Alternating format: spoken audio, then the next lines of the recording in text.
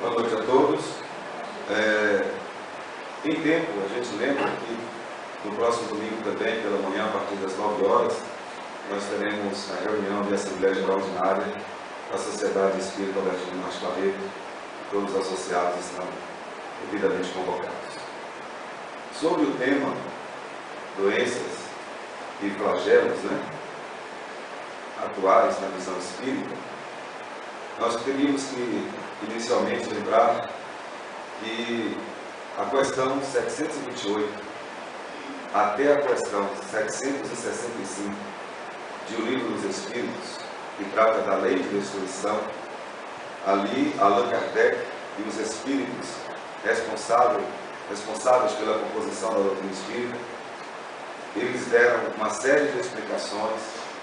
As perguntas direcionadas às entidades foram devidamente respondidas e acrescidas de comentários e meditações do próprio Allan Kardec. De qualquer forma, nós deveremos lembrar que, sendo a lei de destruição uma lei divina, a primeira pergunta baseia-se nisso. Por que existe a destruição?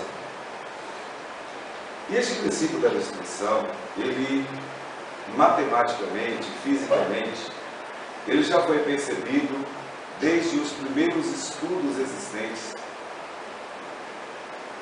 no meio, no seio da sociedade humana, há 1000, 2000, 4000 anos, 6000 anos, em diversas épocas.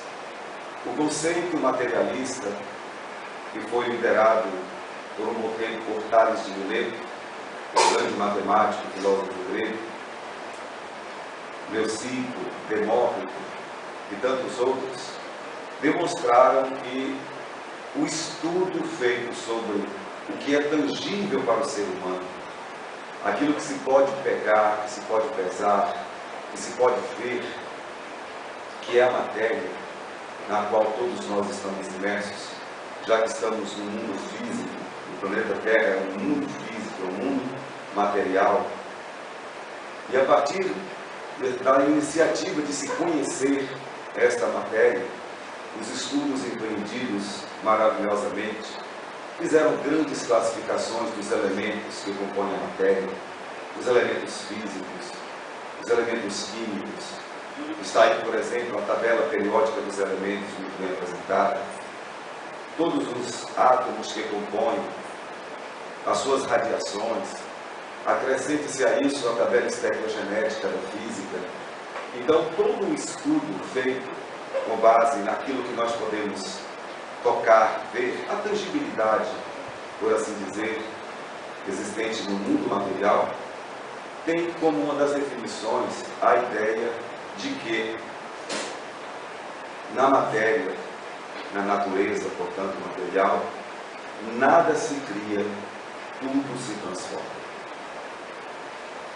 Tudo não só se transforma, como se transforma celeremente, de uma forma vertiginosa. Agora mesmo, enquanto nós estamos aqui, e enquanto estivermos reunidos nesta sala de reuniões de palestras doutrinárias, quando nós sairmos daqui, do ponto de vista físico-químico, biológico, nós não seremos mais as mesmas pessoas. Milhões de células, de neurônios, estão sendo destruídas ou estão desaparecendo automaticamente. E outros tantos estão se recompondo. Então, o processo da dinâmica da matéria é tão extraordinário que os físicos mais atuais dizem que a melhor definição de matéria é que ela é um constante vir a ser. Quando você para dizer tal coisa do ponto de vista material é assim, antes de que se acabe a frase, já não é mais assim.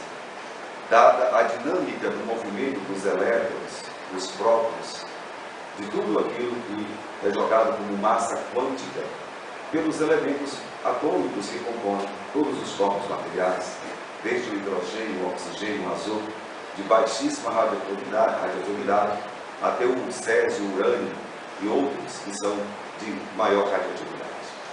A radioatividade é justamente a produção, é a massa que as células físicas da matéria produzem. Isso está muito bem identificado. Então, a destruição é a permanência da matéria. E isso se confirma em O Livro dos Espíritos para demonstrar que, como existem 3 grandes elementos no universo, distintos e muito bem distintos, mas com a mesma funcionalidade, esses 3 elementos são exatamente Deus, o Espírito e a matéria. Deus, o Criador de tudo, o incriado, a causa primeira de todas as coisas e inteligência suprema do próprio universo. O Espírito, um princípio inteligente, que nasce simples e ignorante, criado por Deus, uma mônada celeste, com a destinação de passar por inúmeras metamorfoses, transformações constantes, para se desenvolver não só na sua natureza, como também na sua concepção moral e na sua concepção intelectual. E para isso, precisará de milhares de renascimentos, de rotatividade, ora estando no mundo espiritual, considerado o mundo causal, o mundo real, e ora no mundo físico, que é um mundo extremamente transitório, extremamente flexível. É um mundo em que tudo que se constrói imediatamente se destrói. Existe ainda um princípio básico da ciência natural que diz que na natureza tudo é assim. Tudo nasce, cresce, se desenvolve, se reproduz, se degenera e morre. Inclusive o próprio planeta Terra, que é um astro totalmente físico. E dentro da sua constituição, com aquilo que é percebido pelos químicos e pelos físicos, aquela classificação dos componentes que são os elementos gerais do próprio planeta, todos esses elementos, por serem materiais, estão inseridos nesse contexto de que terão um prazo de validade. É um processo em transformação, não é nada estático e muito menos definitivo. Isso nos faz recordar que uma vez, Divaldo Franco, comentando, inclusive sobre alguns estudos mais aprofundados, que já prevê o processo da degenerescência celular do planeta Terra e que o planeta Terra, ele terá também o seu momento de desintegração. Ele deverá se desintegrar, deverá se desacoplar, a força centrípeta e a força centrífuga, elas não terão mais ação, o centro de gravidade também vai diminuir, então os corpos que mantêm o planeta agregado vão se dissolver, vão se desagregar, como acontece com todos os corpos físicos. Bom, em relação ao processo da destruição, se vê, do ponto de vista mais claro, mais límpido, científico, que a destruição está intrínseca na matéria. É uma lei de Deus. Todos os corpos materiais, eles se transformam. E assim, os Espíritos respondem que a transformação é a palavra que pode ser substituída para tudo aquilo que significa flagelo, destruição natural. Então, os tsunamis, todos os cataclismos, todos os fenômenos naturais são transformações que visam fazer ajustamentos para promover a evolução, para que não haja a estagnação. Vamos conferir uma coisa. Sinceramente, se a matéria parasse de se movimentar e se degenerar, de envelhecer e morrer, e ficássemos agora assim, do jeito que estamos aqui, pronto, pare o tempo, estaria bom? Sinceramente, estamos satisfeitos e em tudo poderia ficar como está agora?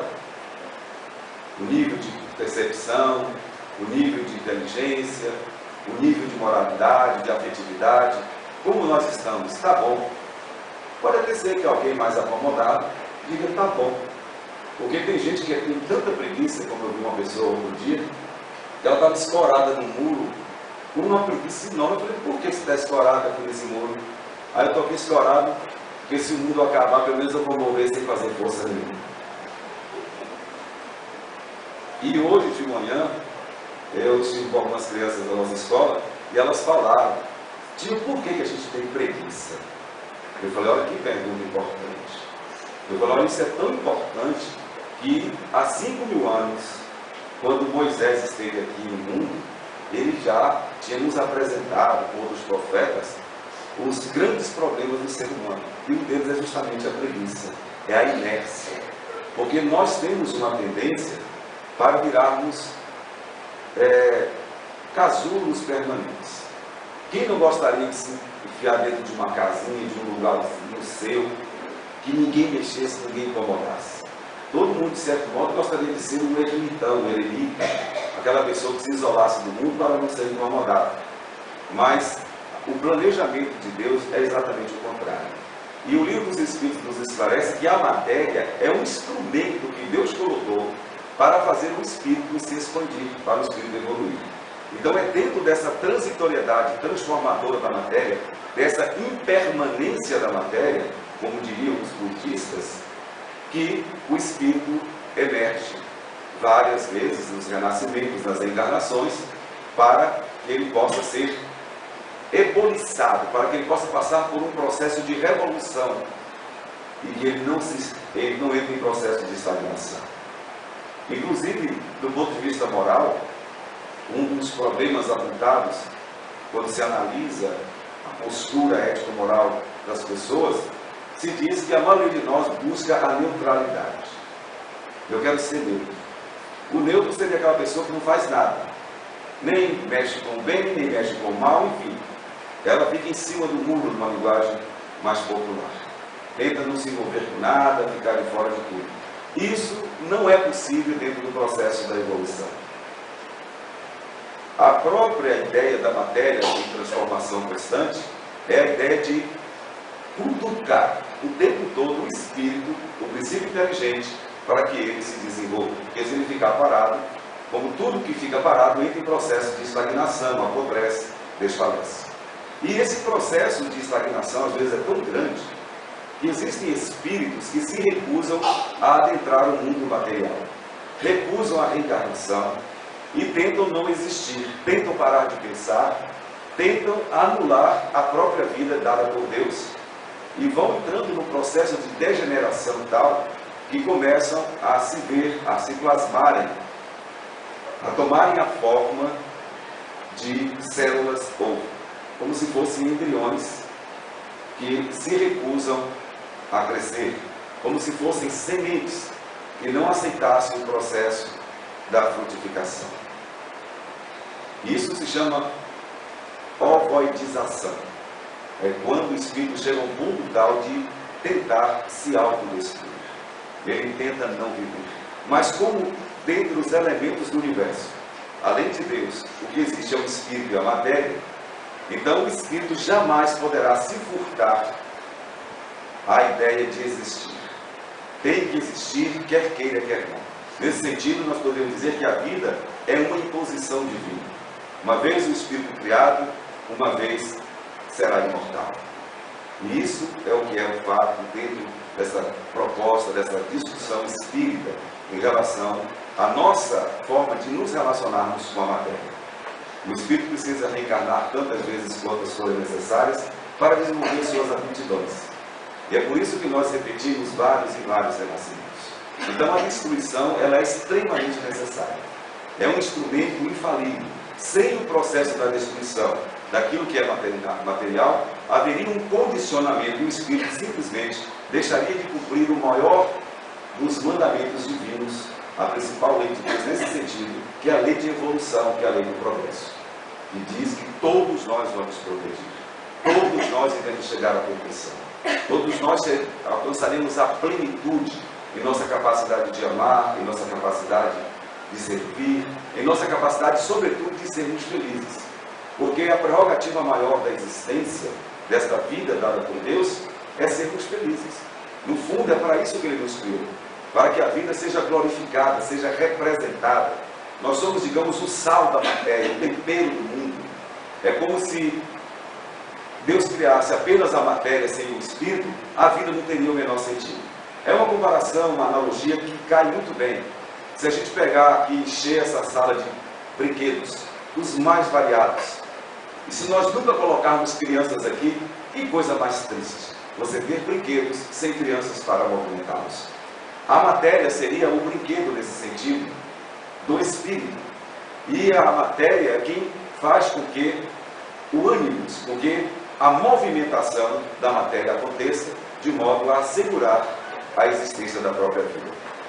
Aí a criança me pergunta, eu achei interessante essa conversa, eu falei, esse menino deve estar maluco ou está se inspirado. Ele falou assim, olha, mas assim, tio, eu até expliquei mais ou menos isso no torno da preguiça, e dessa coisa da evolução que a gente precisa. A criança tem que entender. Ele falou assim, mas por que tem que ser assim? Eu falei, meu filho, agora você tem que perguntar para Deus. Porque foi Ele que bolou esse negócio. A ideia dele. Então, Ele que colocou a gente no mundo, Ele que nos deu a vida e traçou isso. Vai nos dar várias oportunidades de evolução, de crescimento, e a gente vai ter que lutar, vai ter que sair da preguiça. Não adianta.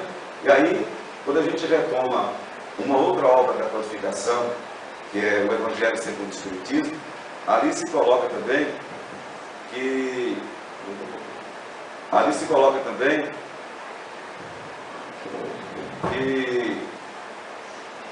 os espíritos superiores, digamos, os nossos mestres, os nossos tutores, aqueles que tomam a tarefa de nos acompanharem no processo de evolução, eles também nos provocam o processo de evolução. E eles usam uma expressão até meio aparentemente chula, que seria, eles usam o tacão para nos impulsionar ao progresso. E esse tacão muitas vezes é o que nós chamamos de sofrimento, de doença, é o que nós chamamos de flagelo, é o que nós chamamos de coisa desagradável. Mas não é.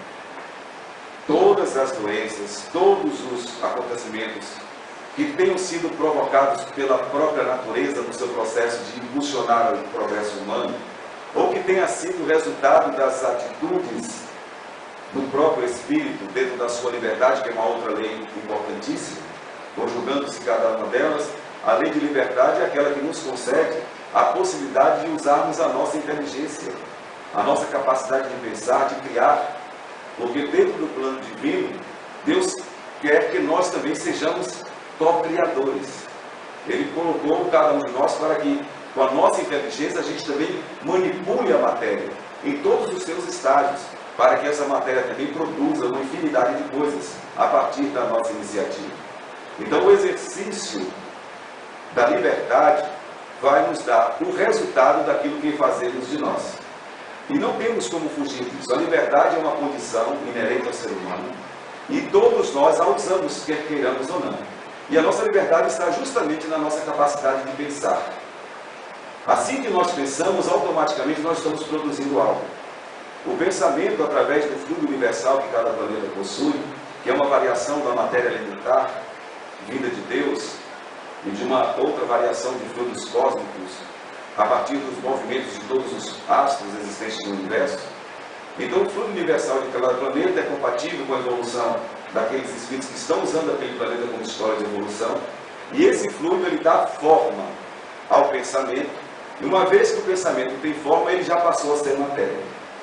Então nós temos os estados conhecidos da matéria como o estado sólido, o estado líquido, o estado gasoso, o estado vaporoso, o estado étero, ou de eterização, equivalente à substância do éter, que é mais sutil do que o próprio ar.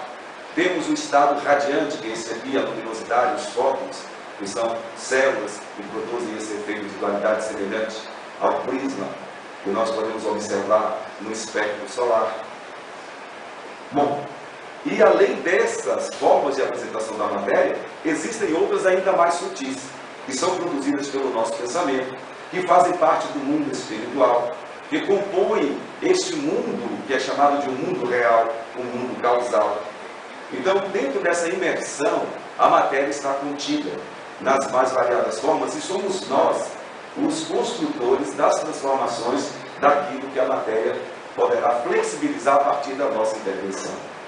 Então vejo que dentro dessa conversa aparentemente científica, que aliás está dentro do livro A Gênese também, de Allan Kardec, nós vamos perceber que destruição, flagelo, doença, são ocorrências completamente normais, absolutamente normais, até porque o que é destruído, o que é atingido, é apenas o processo físico, é a transformação da matéria. Em O Livro dos Espíritos também, no capítulo 6, que fala da lei de destruição, se diz, por exemplo, que a gente não deveria se preocupar tanto assim com os desgastes da matéria, do corpo físico, por exemplo. Tem pessoas que dizem, Ave Maria, eu não quero morrer idoso. Tem gente que quer morrer cedo, né, como se diz, que acha que é um vexame. Você tem que ocupar um corpo cheio de limitações, pela degenerescência celular, que vai acontecer naturalmente, quem passar uma temporada aqui, acima de 80 anos principalmente. E tentam evitar esse processo, o que é uma coisa totalmente inútil. Porque, ao contrário, quanto mais nós conseguimos passar por um processo de destruição dentro da matéria, maiores serão os nossos ganhos espirituais. Então, fugir dos compromissos materiais não é sábio, não é de bom tom. Assim, a doutrina espírita nos convida ao contrário, que aproveitemos ao máximo a matéria, mas sabendo que a matéria é a matéria. O importante é que nós não nos confundamos com ela. É natural que os conceitos materialistas, eles são tão fortemente considerados pela forma com que eles são tratados cientificamente, que às vezes a gente esquece que a matéria é uma coisa e o espírito é outra. Existem aqueles que defendem, como os vitalistas e os materialistas clássicos, que a própria alma humana ela não tem existência individual. Ela seria a consequência dos movimentos dos neurônios cerebrais, o que não é verdade.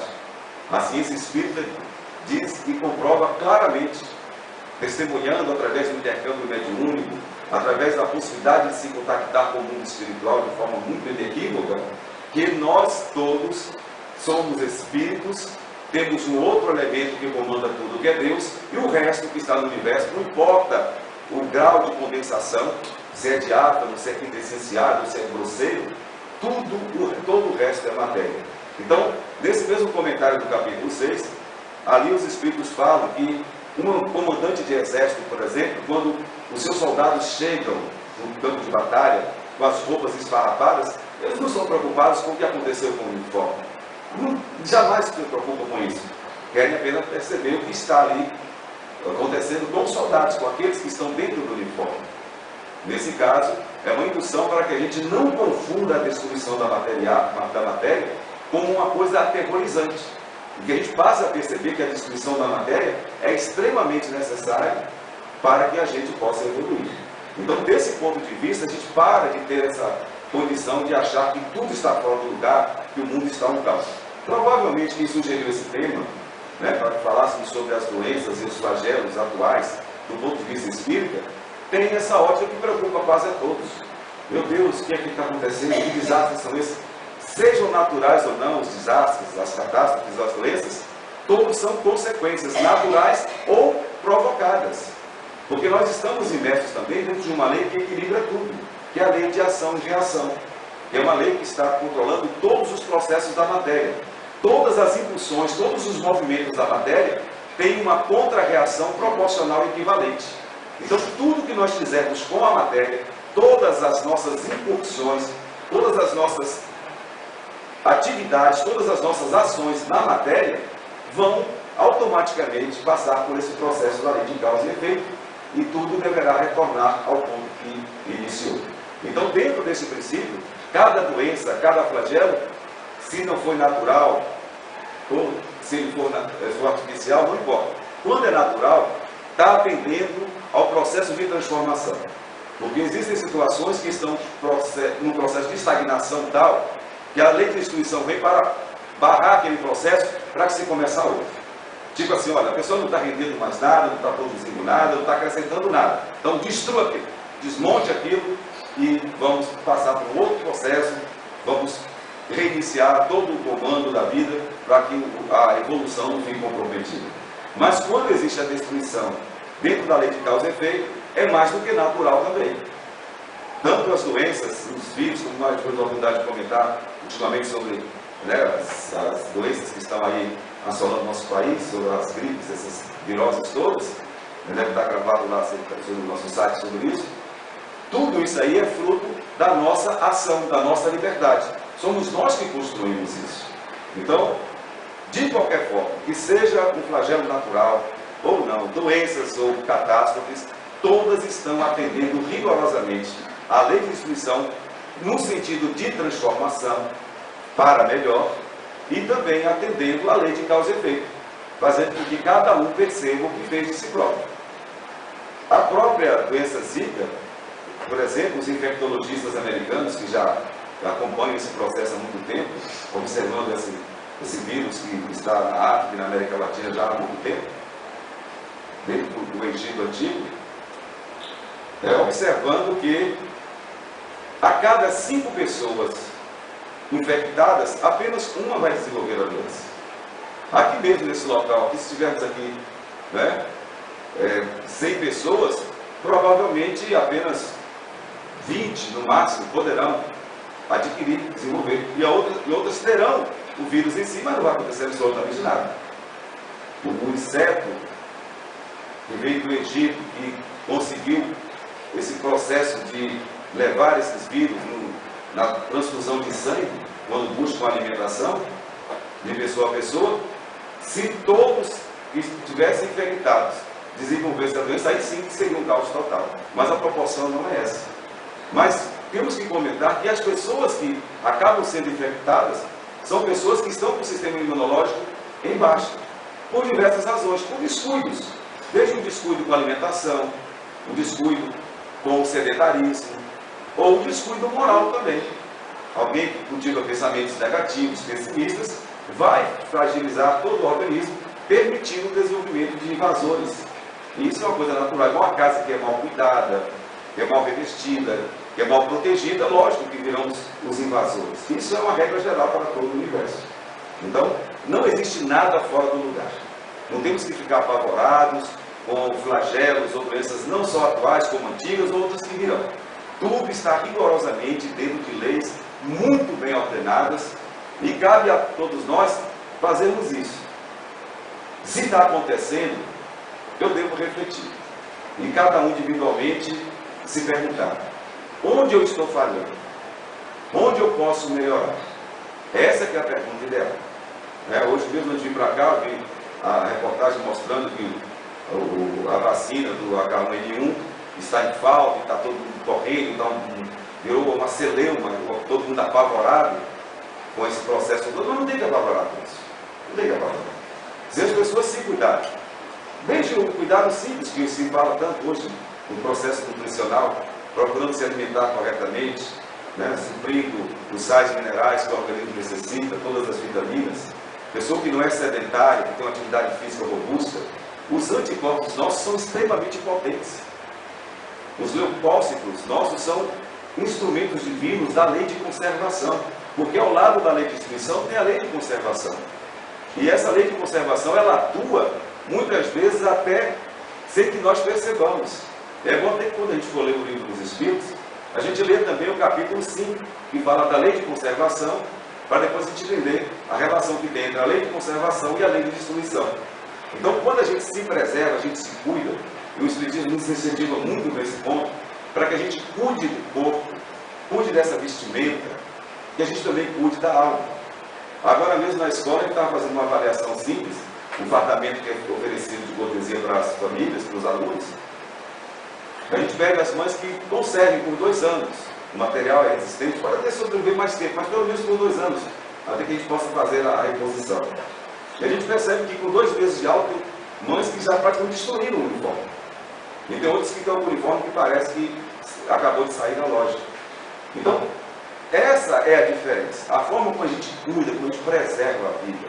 Isso vai desde os cuidados de higiene, escovar os dentes, tomar um banho regularmente, cuidar da alimentação, selecionar os alimentos, não abusar. Porque quando sim, parece que tem uma coisa fora do comum acontecendo, nas doenças, nas catástrofes que não são naturais, mas são produzidas pelo ser humano, elas acontecem justamente de forma assustadora porque houve abuso.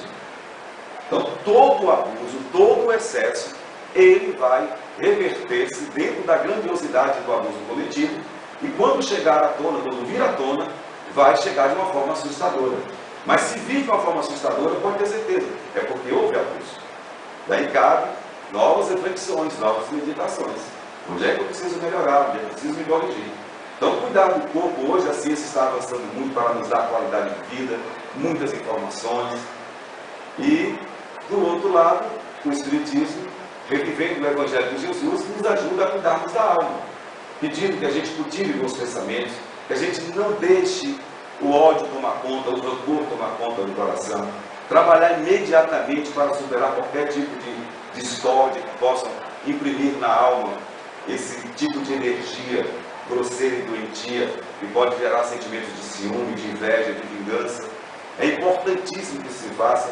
Isso não é só a doutrina espírita que diz, não é Jesus que já dizia, mas a ciência já confirma da mesma forma que todas as pessoas cardíacas são pessoas rancorosas.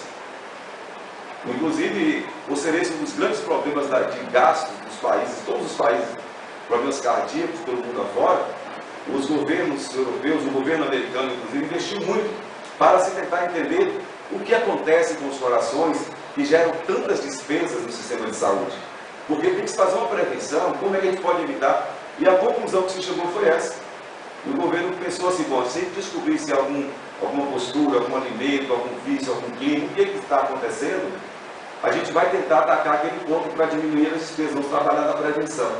Mas a descoberta foi essa. No final, toda a pesquisa feita demonstrou que as pessoas que desenvolvem problemas cardíacos são pessoas extremamente rancorosas. E aí, como é que o governo vai controlar isso?